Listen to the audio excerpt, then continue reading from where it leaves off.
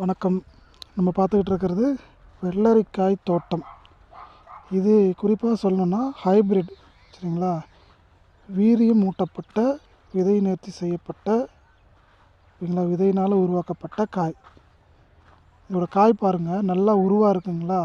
ஹைப்ரிட்டை பொறுத்த வரைக்கும் பூ எடுக்குன்னா காயும் திறம்பட இருக்கும். பூவும் பார்த்திங்கன்னா வளமாக இருக்கும், இலையும் வளமாக இருக்கும்.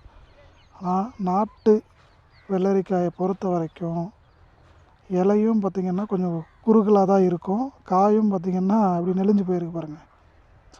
இது நாட்டு. இந்த மாதிரியான விஷயங்கள் அதிகமாக நாட்டு விதையில் உருவாகும்.